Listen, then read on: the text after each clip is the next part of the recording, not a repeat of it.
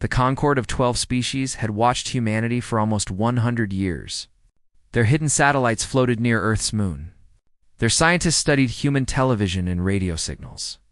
Their spies walked among humans in disguise, learning their languages and customs. When they finally made official contact in the year 2089, the alien races had already decided what humans were. They were a species afraid of war.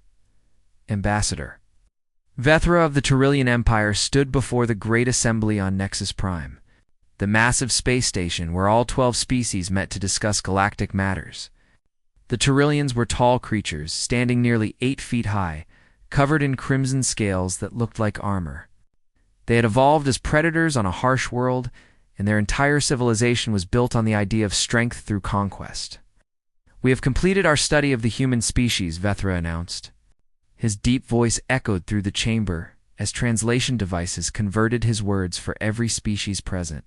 "The conclusion is clear. They are weak." The other ambassadors listened with interest. The insectoid Keth made clicking sounds with their mandibles. The velory beings made of living gas contained in special spheres, swirled with colors that showed their amusement. "Look at their history," Vethra continued, bringing up holographic images of Earth. They build giant monuments to remember their dead soldiers. They create entire organizations whose only purpose is to prevent war. Their leaders give speeches about peace year after year. They cry over conflicts that happened generations ago. He showed images of war memorials from around the world: Arlington Cemetery, the Vietnam Wall, monuments in Europe, Asia, and Africa, statues of soldiers with heads bowed in sorrow. They even created weapons powerful enough to destroy their entire planet, Vethra said, showing footage of nuclear explosions. And then they spent decades terrified of using them. What kind of species builds ultimate power and then cowers from it? The assembly murmured in agreement. This made perfect sense to them. Strong species used their power. Weak species feared it. On the other side of the galaxy, Admiral Catherine Brooks sat in her office deep inside a mountain on Earth. The United Earth's Defense Command was a modest facility, hidden from public view. At 62 years old, Catherine had served in 3 peacekeeping missions during her career. She had spent her whole life hoping she would never have to fight a real war. Her secure communication screen flickered to life. The message that appeared made her blood run cold. The Tyrillian Empire had begun moving warships toward human colonial space. 3 young colonies lay in their path: New Geneva, Prospect, Harmony. Nearly 4 million human beings lived on those worlds, including families with children who had never known Earth. Catherine pressed a button on her desk. "Get me Commander Hayes, and wake up every ship captain we have." 20 minutes later, her senior staff gathered in the briefing room. Commander Daniel Hayes was a tall man with gray at his temples and steady eyes. Lieutenant Commander Maria Santos was the youngest officer present. Barely 30 years old, but brilliant in tactical planning. "The Tyrillians think we're weak," Catherine told them. "They've been watching us for a century. They've decided that because we build memorials and talk about peace, we must be cowards." Daniel frowned at the star map on the wall. Red dots showed Tyrillian ship positions. Blue dots showed human colonies. The red dots were moving closer. "What do they want?" Maria asked. "The same thing conquerors always want: resources, territory, and the satisfaction of proving they can take whatever they desire." Catherine stood and walked to the map. "They've done this before. In the last 10 years, they absorbed 2 other species into their empire. Both times, they found legal excuses that the Concord accepted." "And the Concord did nothing?" Daniel asked. "The Concord values stability. They would rather look away than risk a war between member species." Catherine touched the map, her finger resting on the tiny blue dot labeled New Geneva. "But we are not full members. We're provisional. We have fewer protections." Maria studied the tactical data. "We have 17 combat-ready ships. Intelligence says the Tyrillians are sending at least 40. "Then we're outgunned," Daniel said quietly. "Yes," Catherine agreed. "We are." The room fell silent. Everyone understood what those numbers meant. In a straight fight, the human fleet would be destroyed. The colonies would fall. 4 million people would become subjects of the Tyrillian Empire. Maria spoke first. So what do we do? Catherine turned to face her officers. Her expression was calm, but her eyes held something fierce. We do what humans have always done when someone threatens our homes. We fight. Admiral, with respect, Daniel said carefully, the mathematics don't support that decision. The mathematics never supported us, Catherine replied. They didn't support us at Thermopylae. They didn't support us at Britain in 1940. They didn't support us in 100 different moments throughout our history when we should have surrendered and didn't. Sat down at the head of the table. The Tyrillians studied our memorials and our peace movements and concluded we were afraid. They were half right, Maria asked. We are afraid, but not of dying. Catherine's voice grew hard. We're afraid of what we become when we stop trying to find peaceful solutions. We're afraid of the monster that lives inside every human being, the one that our entire civilization was built to keep caged. She activated the main screen, showing detailed information about each human colony. Now, the Tyrillians have never fought an enemy willing to lose everything rather than submit. They've fought civilizations that did the math and chose survival through surrender. That's how they've always won. Daniel leaned forward. And we won't do that math? Humans don't know how to do that math, Catherine said. It's not in our nature. When someone threatens our families, our children, our future, we don't calculate odds. We calculate costs we're willing to pay. She looked at each officer in turn. I'm not going to order anyone into this fight. If you want to stay behind, I'll understand. But I'm taking the fleet to New Geneva. I'm going to stand between those colonists and the Tyrillian Empire. And if they want to take our people, they're going to have to pay a price. So high that every other species in the galaxy will think twice before threatening humanity again. The room was quiet for a long moment. Then Daniel stood up. I'll have the fleet ready to depart in 48 hours. Maria stood as well. I'll start working on tactical options. If we're going to fight, we might as well make it count.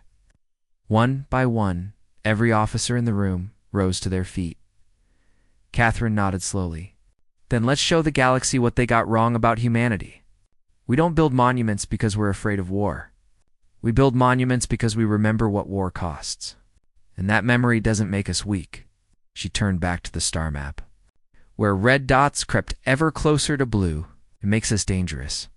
The colony ship Endurance floated in orbit above New Geneva, its old hull marked by decades of travel through deep space. Captain Samuel Mitchell stood at the observation window, watching the darkness between the stars. He was 54 years old, a man who had spent his life building things rather than destroying them. His grandfather had died in a war long ago. His father had served in smaller conflicts that most people had forgotten. Samuel himself had never fired a weapon at another living being, but he remembered the stories his family had told him. Captain Lieutenant Carol Price called from her station. We have contacts emerging from faster-than-light transit. Samuel turned to look at the sensor display. His stomach tightened as ship after ship appeared on the screen. Tyrillian vessels, dozens of them. The lead ship was a battlecruiser 3 times larger than anything humanity had ever built, its shape designed to frighten as much as to fight. They're hailing us, Carol reported. Her voice shook slightly. They're demanding we clear the orbital lanes and prepare for inspection teams. Samuel looked down at the planet below. 800,000 people lived on New Geneva. Farmers who grew food in alien soil, engineers who built homes and roads, teachers who educated children, families who had traveled 12 light years to make a new life. He opened a communication channel to the surface. Governor Patricia Dunn appeared on screen. She was a woman in her 60s, her gray hair pulled back tight, her face showing strain but no panic. Captain Mitchell, she said, I see we have visitors. Yes, ma'am. A lot of them. What are they asking for? They want to inspect the colony. They haven't made any specific demands yet, but we both know why they're really here. Patricia nodded slowly. What are our options? Samuel thought about this for a moment. We can let them board. Accept their inspection. Hope they take what they want and leave peacefully. And if they don't plan to leave peacefully? Samuel remembered his grandfather's letters, preserved in his family for over 100 years. Those letters described fear and courage and ordinary people doing impossible things because giving up was worse than dying. "Then we make them pay for every inch," Samuel said. Patricia smiled, though her eyes were sad. "I was hoping you'd say that. I've already sent word to the civilian population. Anyone who wants to evacuate can take the transport ships. Anyone who wants to stay and fight will be issued whatever weapons we have. Ma'am, our weapons are mining tools and farming equipment." "Then we'll fight with mining tools and farming equipment?" Patricia's voice hardened. "My grandparents fled Earth to escape a war. My parents built this colony from nothing. I'll be damned if I hand it over to lizards who think they can take it just because they have bigger ships." The communication ended. Samuel turned to his crew. "You heard the governor? Anyone who wants to transfer to an evacuation ship has permission to do so. No judgment. No consequences. This isn't your fight if you don't want it to be." Nobody moved. Carol Price spoke for all of them. "We came here to protect this colony, Captain. That's still our job." Samuel felt pride swell in his chest. "Then let's get to work." Far away, the United Earths fleet departed from Earth's orbit. 17 warships, every combat-ready vessel humanity possessed. Admiral Catherine Brooks commanded from the bridge of the flagship Resolution, watching stars blur past as they entered. Faster-than-light transit military experts across the Concorde observed their departure with mild curiosity. Everyone expected a token show of force before the inevitable surrender. Humanity would protest, negotiate, and ultimately accept whatever terms the Tyrillians offered. That was how these things always went. Catherine held a fleet-wide conference call with her captains. Their faces appeared on screens around her bridge, each one showing a mixture of determination and fear. "I want to be honest with you," she said. "The odds are against us. The Tyrillians have more ships, bigger ships, better weapons. By every measure that matters, we should lose this fight." Captain Lisa Morgan of the destroyer Defiant spoke up. "Then why are we fighting? Because there are 800,000 people in New Geneva who can't fight for themselves? Because if we don't make a stand here, the Tyrillians will take our other colonies too? Because if humanity surrenders without a fight, every species in the galaxy will see us as easy targets forever." Letting her words sink in. "But more than that, we're fighting because that's who we are. I've read our history. Every time someone told us we couldn't win, we fought anyway. Every time someone said we should surrender, we refused. We're not a species that calculates whether we can win before we decide whether to fight. We're a species that decides what's worth fighting for and then finds a way." Captain George Palmer of the cruiser Steadfast raised a concern. "The Tyrillians have conquered species larger than us. They're professionals at this." "They've conquered species that were willing to surrender," Catherine corrected. "They've never faced an enemy that was willing to bleed for every victory, to make every conquest cost more than it was worth. They don't know how to fight a species that treats death as just another resource to spend." She straightened in her chair. "When we arrive at New Geneva, I want every ship operating at maximum efficiency. We will use every advantage we have. Speed, maneuverability, creativity. The Tyrillians expect us to line up and fight like their other enemies did. We're not going to do that." "What are we going to do?" Lisa asked. "We're going to show them what humanity looks like when we stop being polite." The fleet continued toward New Geneva, traveling faster than light while sailors checked their weapons and engineers tested their systems. Some wrote letters to family members they might never see again. Others prayed to gods they half believed in. A few simply sat in silence, thinking about what waited for them. On New Geneva, Captain Samuel Mitchell watched the Tyrillian fleet hold position at the edge of the system. They were waiting for something. Maybe reinforcements? Maybe orders from their commanders. Maybe they were just enjoying the fear they assumed they were causing. Governor Patricia Dunn called again. "The evacuation ships are loaded. Mostly children, elderly, and sick. Everyone else is staying." "How many?" "Nearly 700,000, including 12,000 who volunteered for ground defense. We've armed them with plasma cutters, excavation charges, and construction equipment. It's not much." Samuel looked at the evacuation ships departing for safer space. Small vessels, packed with the most vulnerable members of the colony.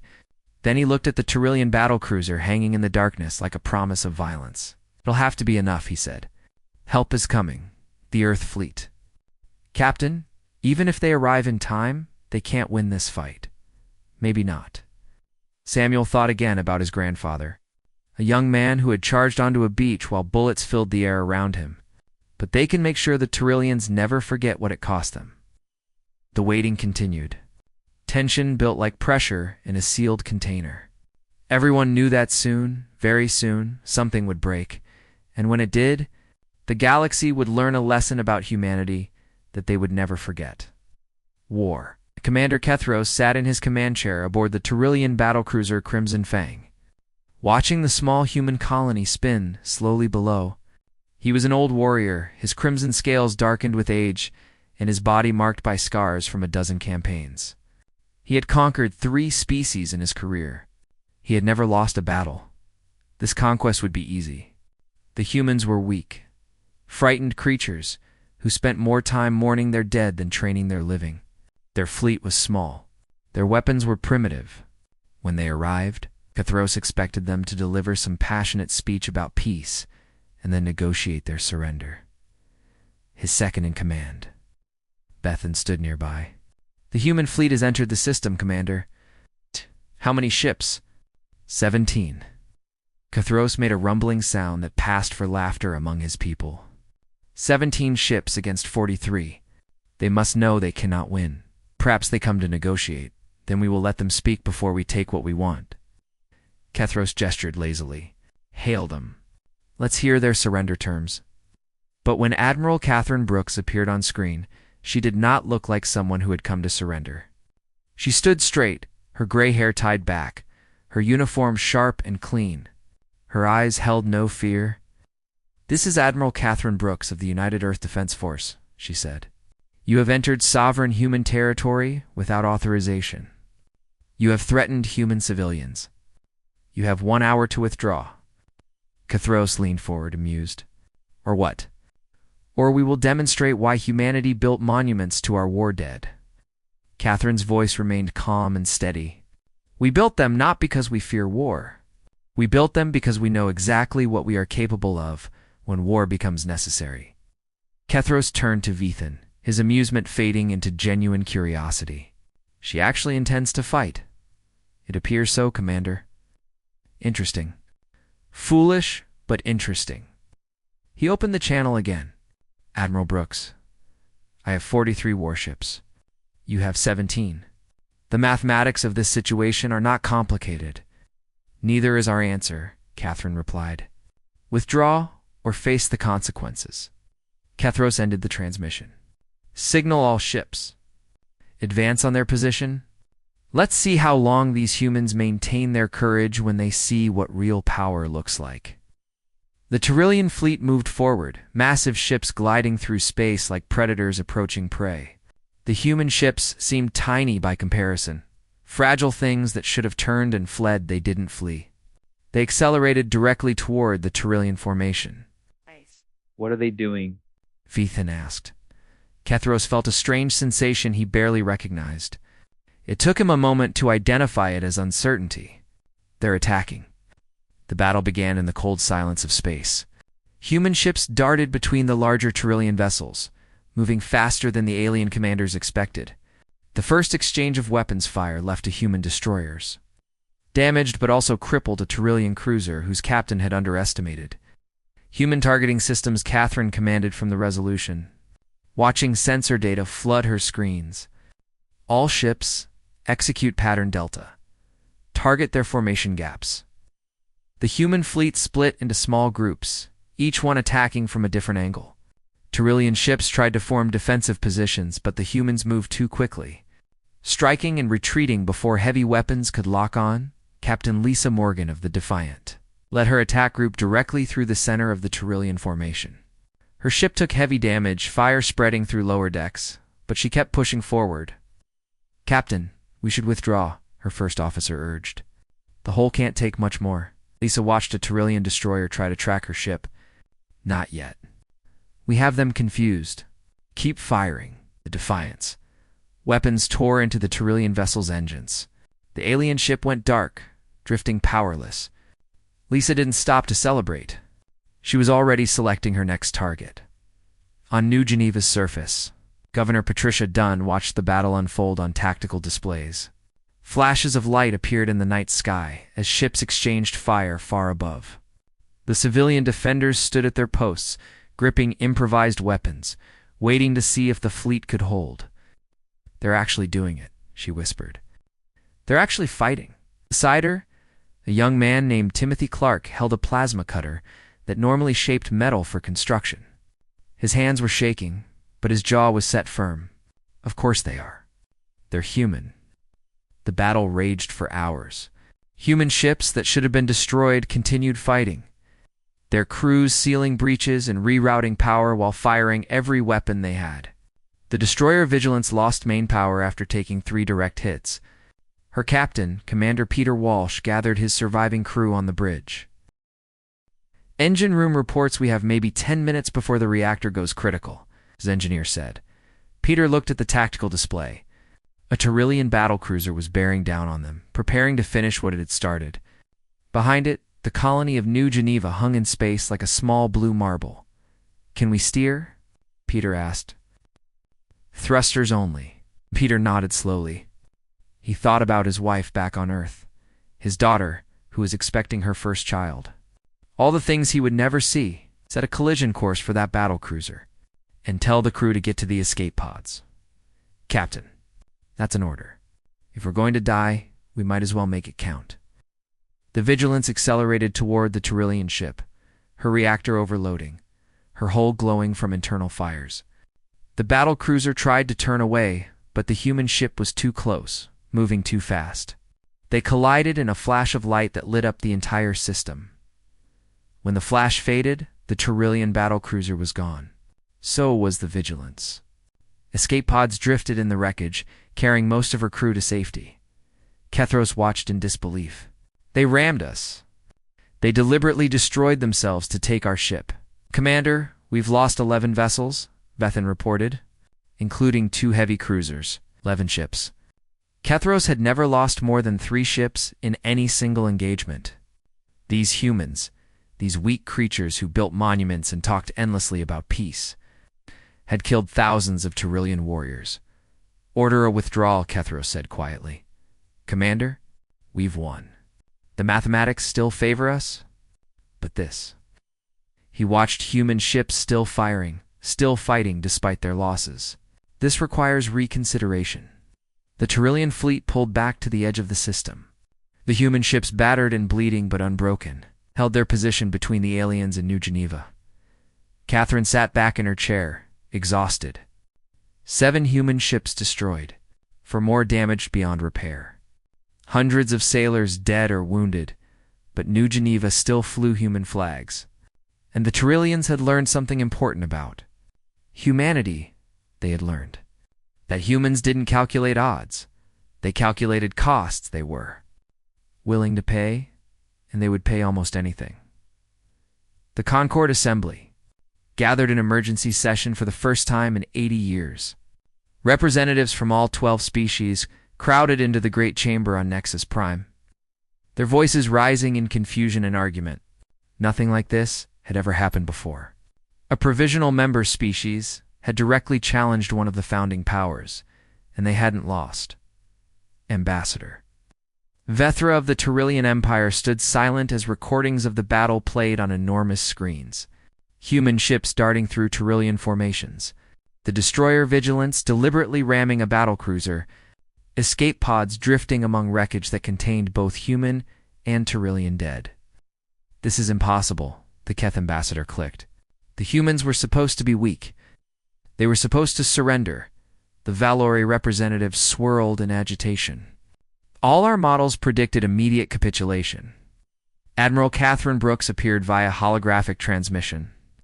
She stood on the bridge of the Resolution, which still bore scars from the battle. Burn marks decorated the walls behind her. Bandages covered a wound on her arm. She had not slept in over 40 hours, but her voice was steady when she spoke. The Tyrillian Empire entered human space without permission. They threatened our civilians. They made demands backed by military force. We responded. Dacitor Vethra stepped forward, his crimson scales flushing darker with barely controlled anger. You destroyed 11 warships. You've killed thousands of Tyrillian warriors. Warriors who have conquered entire civilizations. We defended our people, Catherine replied, as any species would. Any civilized species would have negotiated. Any rational species would have seen the obvious outcome and chosen survival through submission. Catherine's expression didn't change. Then perhaps you misunderstand what survival means to humanity. She activated a display. Images began flowing across the assembly chamber.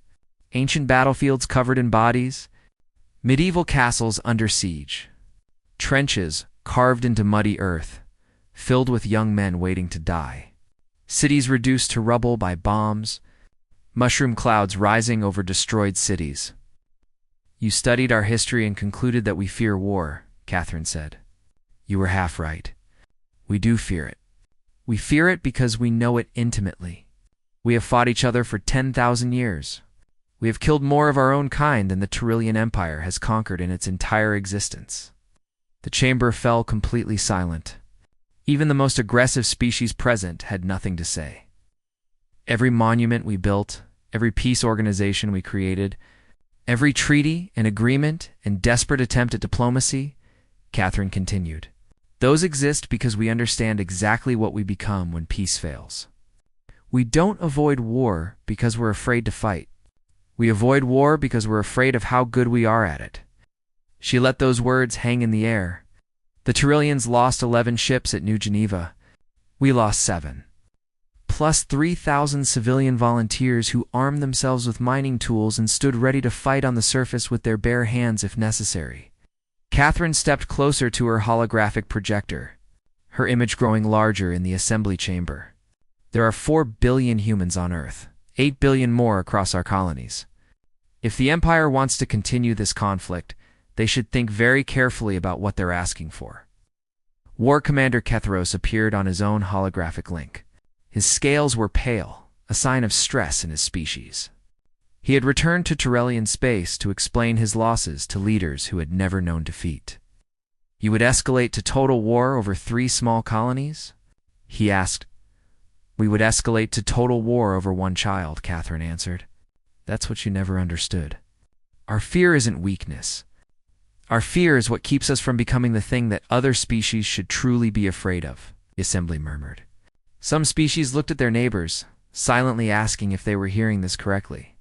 The humans, the weak creatures who couldn't stop mourning their dead, were threatening the Tyrillian Empire, and somehow, impossibly, the threat felt real.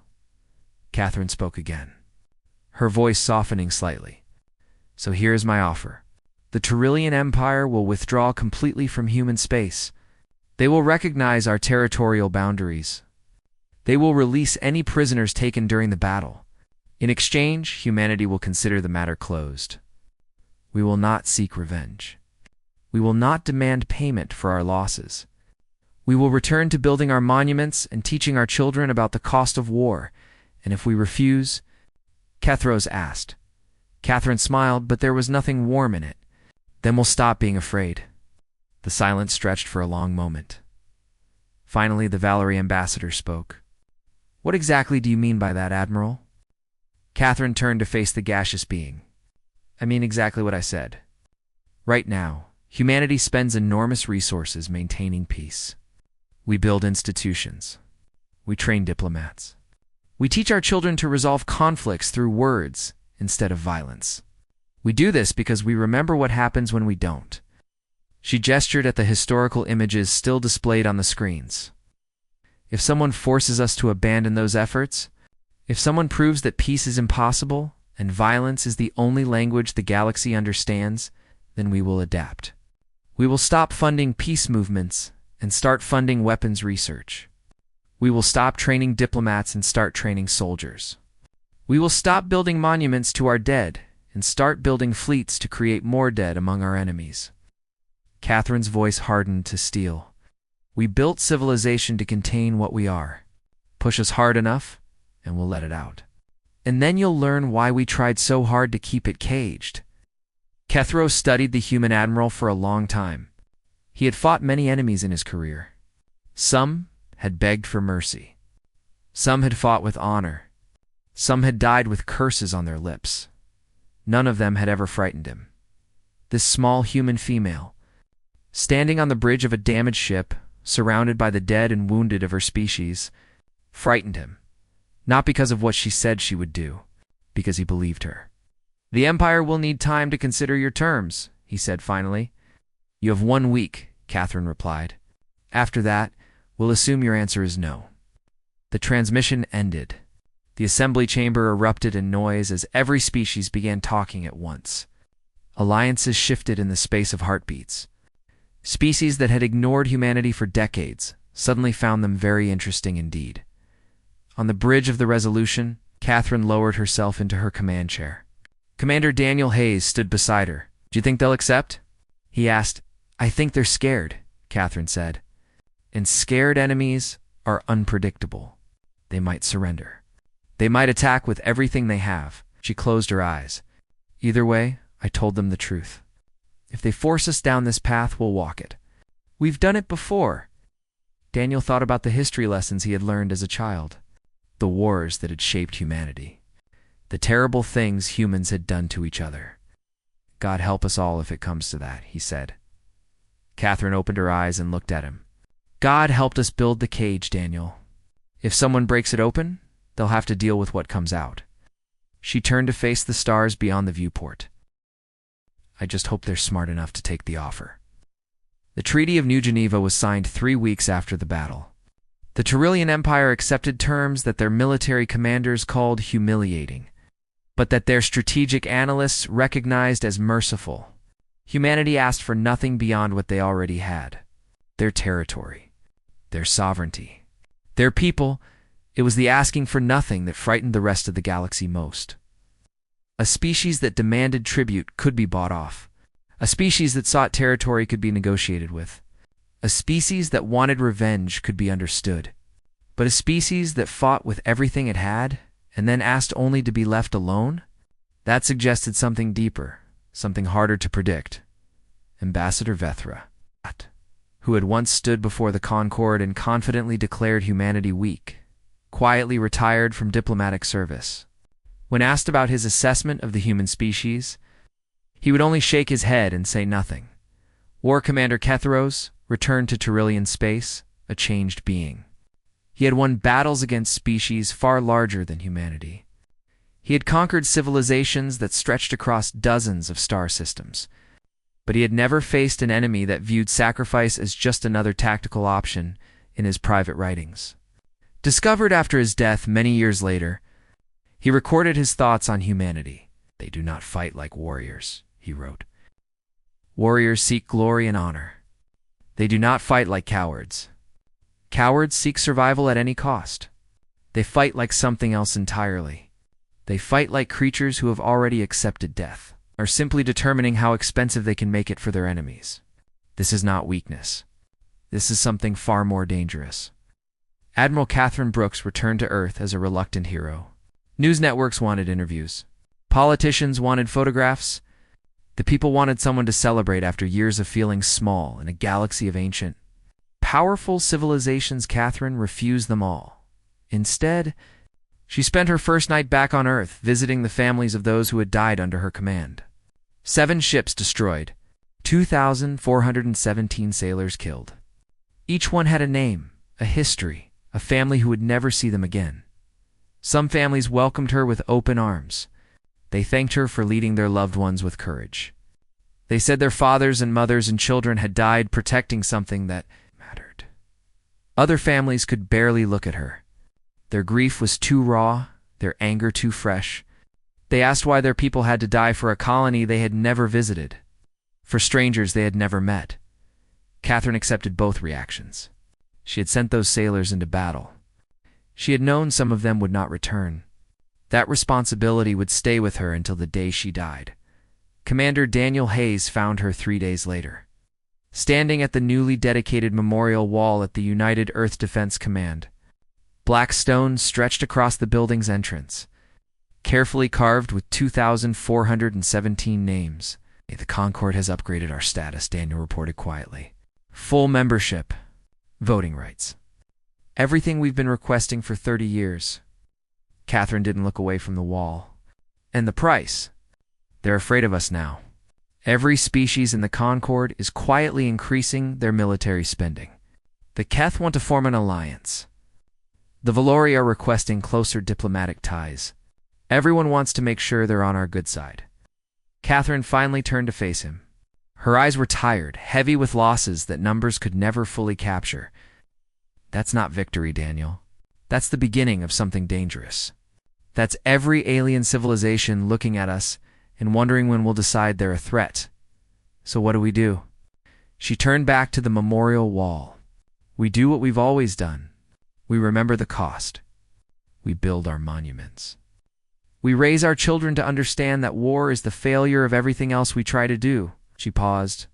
And we make sure that when the next species decides to test us, we're ready to teach the same lesson. On New Geneva, life slowly returned to normal. The evacuation ships came home, bringing back the children and elderly who had fled before the battle. Farmers returned to their fields. Engineers returned to their projects. Schools reopened, filled with young voices learning about science and art and history. Governor Patricia Dunn stood at a ceremony honoring the 12,000 civilians who had volunteered to defend the colony. They had never fired their improvised weapons in combat. The fleet had held the Taurillians in space before any ground fighting became necessary. But they had stood ready. They had chosen to fight rather than surrender. I want to thank you all, Patricia said, her voice carrying across the gathered crowd. Not for your bravery, though you showed plenty of that. I want to thank you for reminding me why humanity has survived this long. She gestured at the night sky, where stars shone cold and distant. There are civilizations out there that have existed for millions of years. They have technology we can barely understand. They have power that could destroy us without effort. And for 100 years they looked at our memorials and our peace movements and thought we were weak. Patricia smiled. They forgot something important. We built those memorials because we've seen what war does. We created those peace movements because we know how isolated violence can spiral out of control. We work so hard for peace because we remember what happens when peace fails. She looked at the 12,000 volunteers, ordinary people who had been willing to die with mining tools in their hands. We're not weak because we try to avoid war. We're dangerous because we know exactly what we're capable of. And we've spent 10,000 years building a civilization specifically designed to keep that capability under control. The crowd was silent, listening. The galaxy has learned something about humanity today. They've learned that our monuments aren't built from fear. They're built from memory. And memory makes us more dangerous than any species that simply never learned what war could cost. Across the galaxy, the story of New Geneva spread through 1,000 civilizations. The details grew in the telling, as such stories always do. Some versions claimed the human fleet destroyed 100 Taurillian ships. Others said the human admiral had laughed as she ordered the attack. A few insisted that humans couldn't truly be killed, that they simply returned to fight again. But the core truth remained consistent. Humanity had been judged by their memorials and found wanting. And then humanity had shown the galaxy exactly what those memorials really meant. The Concord's official assessment of humanity was quietly revised. The old report, the one that called humans a species paralyzed by fear, was deleted from official records. The new classification read simply, humanity does not fear war. Humanity fears what they become when war is necessary. The distinction is critical. Do not test them. On Earth, children continued to visit museums dedicated to ancient conflicts. Teachers continued to explain the importance of diplomacy and understanding. Peace movements continued their work, building bridges between worlds and seeking common ground. But in military academies across human space, a new generation of officers learned the lesson their ancestors had always known. They learned to hope for peace, prepare for war, and never allow another species to mistake human. Restraint for human weakness, Catherine visited the memorial wall one last time before retiring from active service. 2,417 names carved in black stone. 2,417 reasons why peace mattered. We won, she said quietly to no one. But I wonder what we'll become now that they're afraid of us. The galaxy had learned its lesson about humanity. What humanity would learn about themselves in the years to come remained to be seen. But one thing was certain. The monuments would continue to be built. The memories would continue to be honored. And if anyone ever again mistook human grief for human weakness, they would learn the same lesson the Tyrillians had learned. Some fears don't make you weak. Some fears make you unstoppable.